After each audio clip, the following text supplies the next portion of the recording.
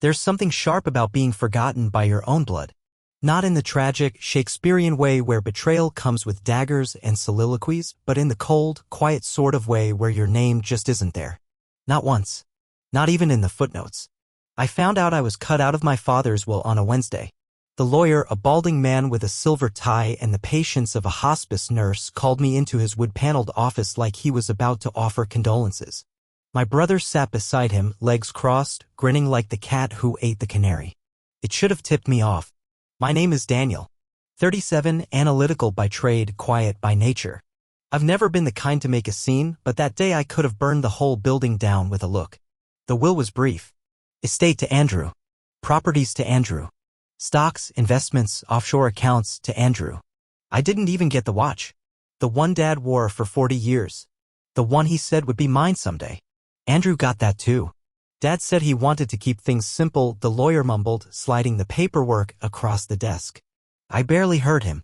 My eyes were fixed on Andrew. The same little brother I'd helped through college, who I lent money to more times than I can count. The same one who once cried in my arms after his first heartbreak. Now he just looked smug, his jaw tight with triumph. I wanted to believe it was some mistake. That Dad, in his final days, had forgotten to sign the right page. Maybe he was too tired. Maybe the cancer messed with his head. But that hope didn't last long. Not when I started hearing whispers, quiet things from family friends. Dad believed I'd stolen from him. He thought I was using drugs. That I was unstable. Dangerous even. All lies. All planted by the man now shaking the lawyer's hand and pretending to grieve. It took everything I had not to explode. Not to scream that this was wrong. But I didn't. I shook the lawyer's hand. I nodded at Andrew. I walked out of that office with my dignity intact. And I didn't cry. Not then. Not when I got to my car. Not when I drove home to my half-empty apartment filled with furniture bought on layaway. I just sat at my kitchen table, staring at the cracked tile, and made a promise. If Andrew wanted everything, he could have it. But I would take it all back. And I'd do it piece by piece without ever raising my voice. I'd make him watch as it all turned to ash in his hands. This wasn't over. Not by a long shot. Andrew had always been the golden child even when he didn't deserve it. Where I was methodical, Andrew was spontaneous, charming, loud, and reckless. He could fail 3 classes in a semester and still be praised for creativity. I got straight A's and was told I should smile more. That was the rhythm of our childhood. I did the work, he got the attention. Dad wasn't a cruel man, just simple in how he saw the world. He liked bright lights, big smiles, bold personalities. Andrew fit the mold. I didn't. I figured that's just how things were. But I never imagined he'd believe I would steal from him, much less believe I was a drug addict. That part stung deeper than the will. After the funeral, I started to piece things together. It began with a casual comment from Uncle Ron, something about how Dad was worried about me, about my health. That he'd seen things. I didn't understand at first. Then Aunt Lisa mentioned that Dad was so disappointed when he found those pills in your car. Pills? I don't even take ibuprofen unless I've been hit by a truck. The picture formed slowly. Andrew had been planting seeds for months, maybe years. A few staged moments here and there. A bottle of painkillers in my glove compartment. Screenshots of bank transfers labeled suspiciously.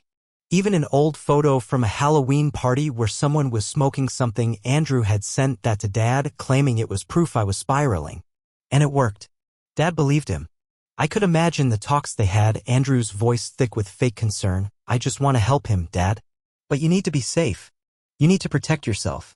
The image of Andrew playing the worried little brother while twisting the knife in private made my stomach churn.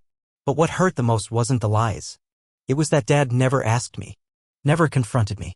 Never said, "Are you okay, son?" He just assumed.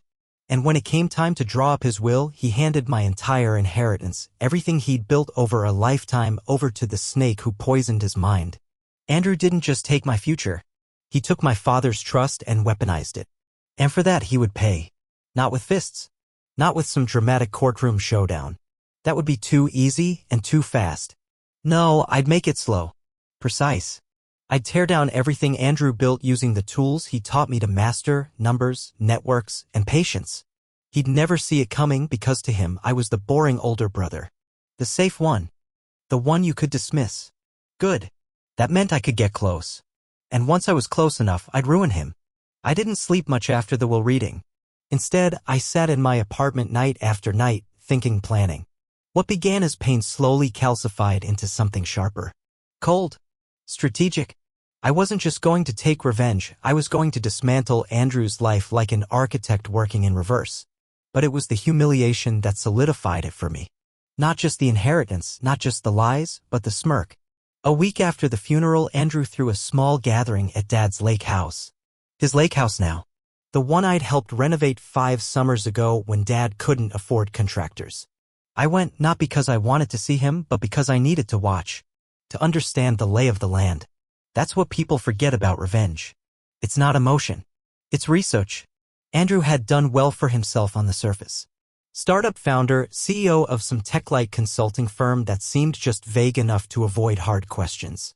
He spoke in buzzwords and smiled like a politician. But as I mingled with his guests, it became clear how shallow the roots were. There were no true friends, just clients, flings, and clingers-on orbiting the glow of someone who promised success. That night, I watched him toast to his next big acquisition, surrounded by laughter, drinks, and people who'd never seen the real him. And I realized something important. He thought he'd won. He thought this was over. It wasn't.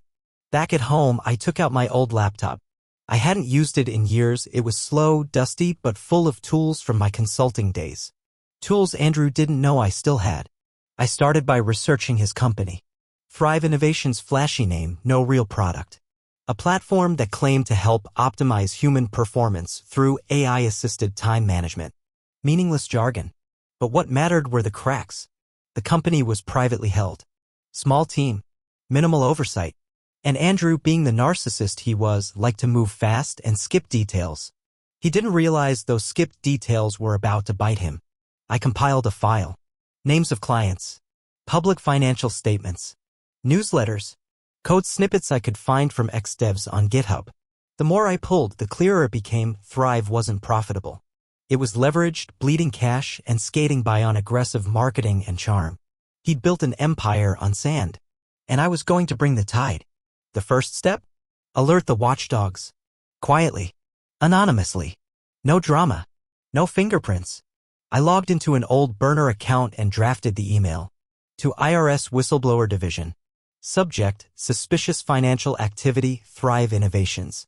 Let the games begin. The IRS has a tip line most people don't know about.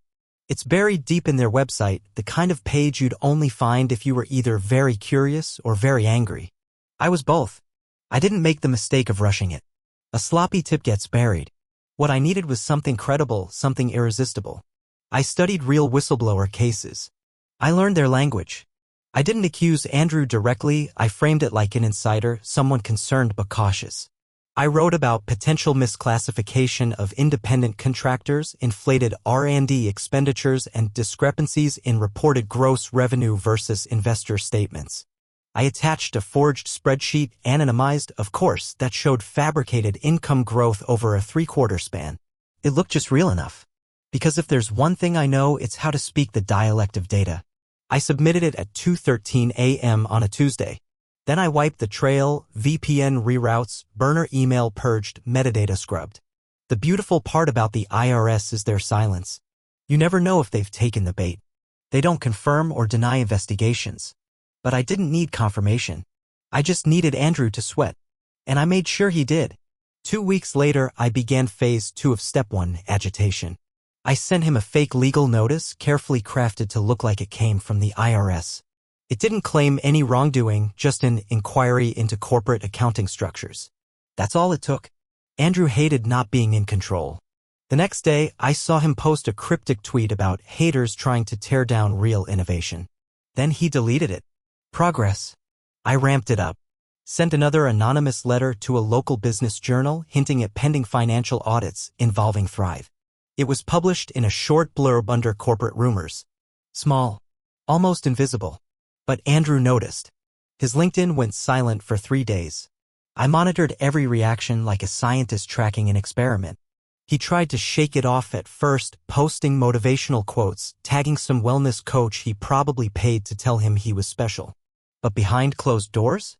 He was calling lawyers. I knew this because one of his junior developers, someone I contacted through a gig app with an offer too good to refuse, sent me screenshots of Andrew's panicked Slack messages. He knew something was coming. He just didn't know from where. Every lie he told to climb up was now a loose thread, and I was pulling gently, rhythmically, like a hunter waiting for the perfect collapse. Step 1 was about setting the stage. Step 2? That's when I start cutting ropes. If Step 1 was the spark, Step 2 was the slow-burning fuse. It wasn't enough to make Andrew paranoid. I needed evidence. Not real evidence, of course. Just believable illusions.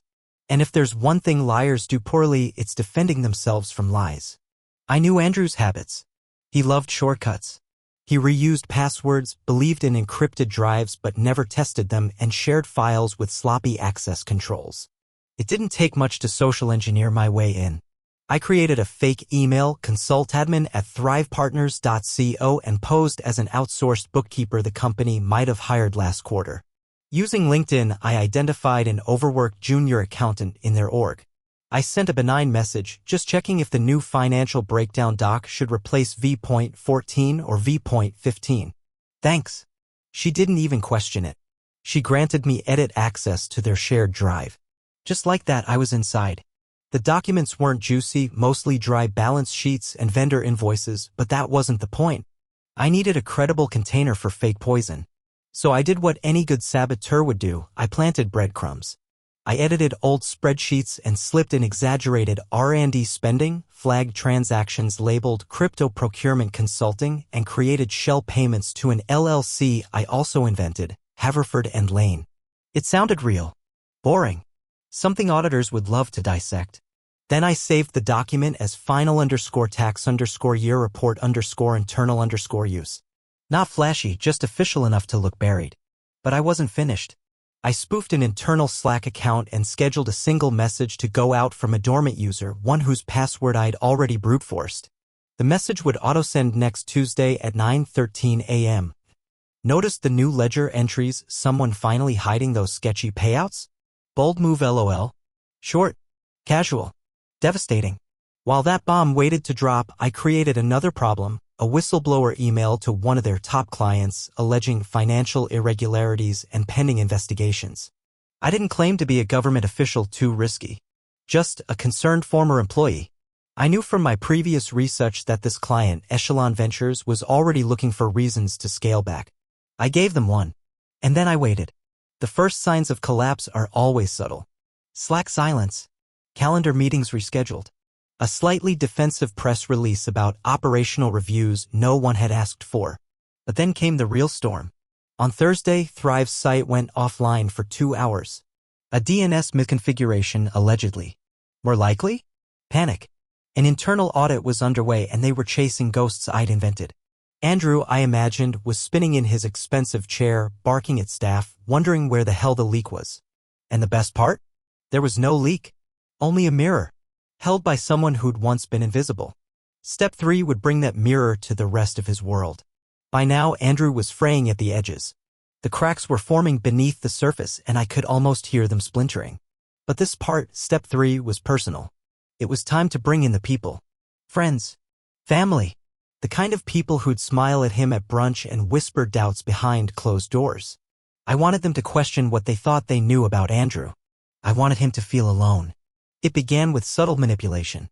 A series of carefully placed messages sent anonymously or through fake accounts. I started with our cousin Erin, an interior designer who once idolized Andrew. I sent her a message posing as a former employee saying Andrew had stiffed me on wages and forced me to sign an NDA. I just thought you should know what kind of man he's become. People like you deserve better friends. She replied 2 days later. That doesn't sound like him. But I'll keep my eyes open. Good. That's all I needed. A seed. Next was an old college friend of his, Troy, who ran a boutique investment firm. I posed as a financial journalist looking into tech companies that might be misrepresenting their valuation. I asked if Troy had any experience investing in Thrive. Just a routine inquiry. Troy didn't respond. But I later saw on LinkedIn that he'd removed Thrive from his portfolio highlights. Progress. Then I turned to Mom. That part was tricky. I couldn't risk her knowing it was me. She still talked to Andrew every Sunday, still posted photos of them having wine on the deck like nothing had changed. So I sent her an anonymous tip, written like a concerned observer.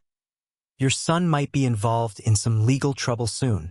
Just keep an eye on things. She didn't respond either.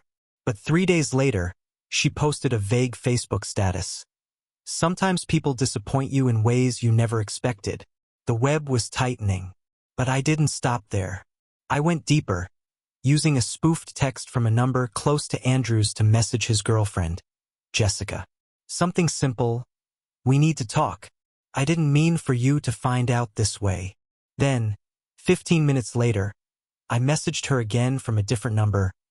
I thought you knew he was still seeing Rachel. There was no Rachel. But that didn't matter. Jessica started liking cryptic breakup quotes on Instagram. She unfollowed Andrew the next day.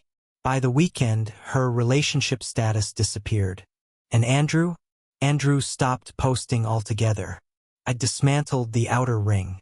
No accusations, no direct attacks. Just carefully applied pressure until the edges started caving in. Now his friends were wary.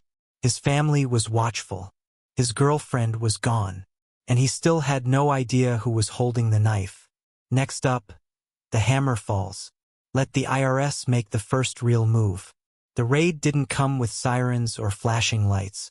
It came quietly with suits, clipboards, and 2 unmarked government sedans parked outside Thrive Innovations at precisely 8:46 a.m. on a Monday. It was beautiful. I watched it unfold from across the street, sipping coffee in the back booth of a bakery that shared a parking lot with the office complex. No one paid attention to the men walking in at first. Just another early meeting. But when the receptionist stood up with a startled expression, and 2 more agents arrived 20 minutes later, the dominoes began to tip. IRS criminal investigations had entered the building. Andrew had no idea what hit him. According to the source I'd quietly cultivated, his junior developer Ben, who I paid through crypto for info, Andrew wasn't even in the office when it started. He arrived mid-morning, breezing in with his usual swagger until he saw the agents in the conference room. That's when the panic began. Ben texted me that Andrew's voice hit a pitch he didn't know adult men could reach. He was demanding explanations, calling his lawyer, muttering about insider sabotage and false claims. His entire leadership team was locked out of their laptops. Files were being mirrored, emails combed. A forensic accountant had started going through vendor contracts. And that little Slack message I planted? It had gone off as planned earlier that week. One of the agents brought it up during questioning. Perfect. The media didn't catch on that day, but the company's clients did. Especially Echelon Ventures, the firm I'd baited earlier. They announced a pause in engagement, pending internal review. Then came Horizon Logistics, another big name. And like a good infection, the fear spread. Andrew tried to play damage control. I watched a live Zoom he did with his team 2 days later. Someone leaked the link. He was sweating, rambling about smear campaigns and bureaucratic overreach. He said it was all a misunderstanding, that it would blow over. But even his voice didn't sound convinced. I didn't lift a finger. I didn't have to. Everything I set in motion was now running on momentum. The IRS had seized the fake files I planted, launched an official inquiry, and frozen company assets pending review. Andrew's accounts were locked. Payroll was delayed. Clients were dropping. And somewhere, in his fancy condo, Andrew was sitting with his head in his hands, wondering who betrayed him. He hadn't figured it out yet. He still thought the enemy was out there. Some disgruntled ex-employee, a bitter investor, a government overreach. But it wasn't out there. It was me, in here, watching, waiting, and not done yet. By week 2 of the audit, Andrew's golden boy image had fractured like a dropped champagne glass. Pieces of his empire were falling faster than he could pick them up. Clients pulled out. Contractors walked. Employees started updating their LinkedIn profiles with vague statements like, seeking new opportunities. And then, just when things couldn't spiral faster, Jessica, the girlfriend, struck the final blow. She posted a video. Nothing scandalous. Just her sitting in her car, eyes red, voice shaking. "You think you know someone," she said. "You think they're successful, good, honest. Then you find out it was all a mask. Lies on top of lies. I don't care what anyone says. Where there's smoke, there's fire." The video wasn't even about the IRS. It was about trust. But the implication hit like a wrecking ball. Within hours, the video was shared on gossip blogs and local business pages. Anonymous girlfriend of embattled tech founder speaks out.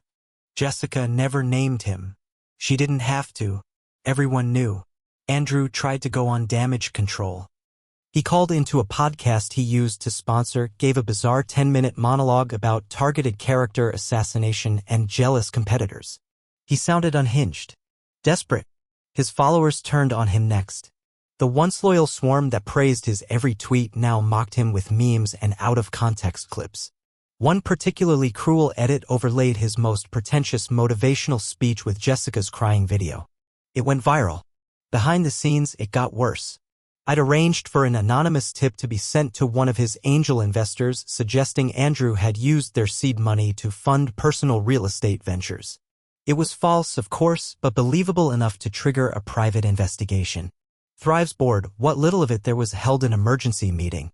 According to Ben, who was still feeding me screenshots, Andrew wasn't invited. That was all I needed to hear. And then came the eviction notice. The condo wasn't in his name. It was leased under a shell company he created during Thrive's early funding days. With the company's assets frozen, the lease defaulted. He was given 30 days to vacate. The next time I saw Andrew, he was standing on the street outside a storage unit in downtown, loading boxes into a battered rental SUV. Alone. No entourage. No Jessica. No smirk. I didn't feel pity. I felt focus. This was the part where most people would stop. Say enough is enough. But I wasn't most people. He had taken years from me. Stolen my family's trust. Turned my own father against me with lies. He needed to feel what betrayal really looked like. And now he was just one step from the edge. One last nudge. Next, the fall. The arrest came on a gray, unremarkable Tuesday morning, one of those cold, indifferent days that seems tailor-made for irony. It wasn't dramatic. No helicopters. No CNN vans. Just two plainclothes federal agents and a warrant signed 3 days earlier. They picked him up outside a co-working space downtown where Andrew had been trying desperately to rebrand. A new LLC. A rebranded startup pitch called CourseInc. Same buzzwords, same hollow vision. It never had a chance. When they cuffed him, he laughed. According to the report I'd later pull, he told the officers it was a joke. That this was all a misunderstanding. That his lawyers would handle everything.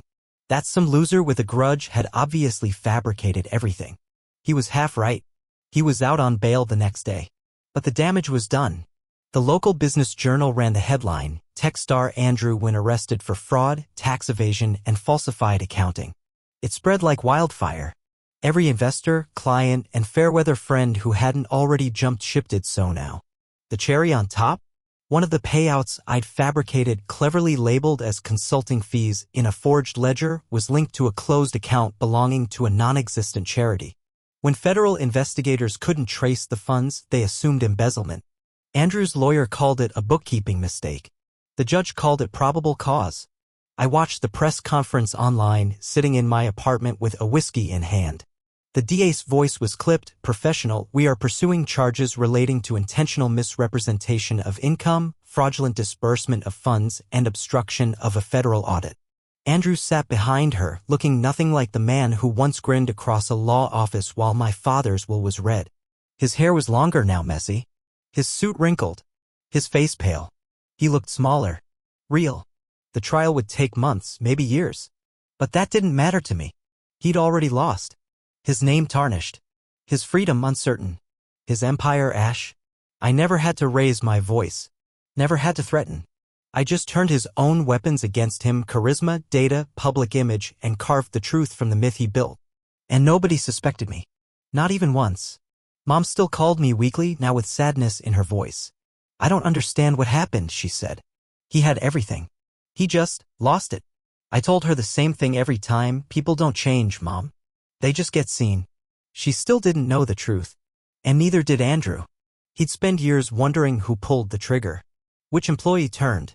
Which friend leaked? He'd search for a villain with a name. But I was a shadow. A ghost in the machine. And I was almost done. Just one more step left. The quiet walk away. 3 months after the arrest, I left town. Not in a dramatic, suitcase on the platform kind of way. No goodbye notes. No slammed doors. I just packed my things, handed the keys to a realtor, and drove west. I didn't need to watch the final chapters play out. I'd already read the ending, I'd written it. Andrew's trial made headlines for a week, then faded beneath the latest political scandal and celebrity divorce. But the effects lingered. His assets were frozen. His so-called legacy a cautionary tale. He tried to start a podcast while out on bail, something about rebuilding from zero. It got 2 episodes in before being taken down due to legal concerns. The people who once stood beside him had moved on.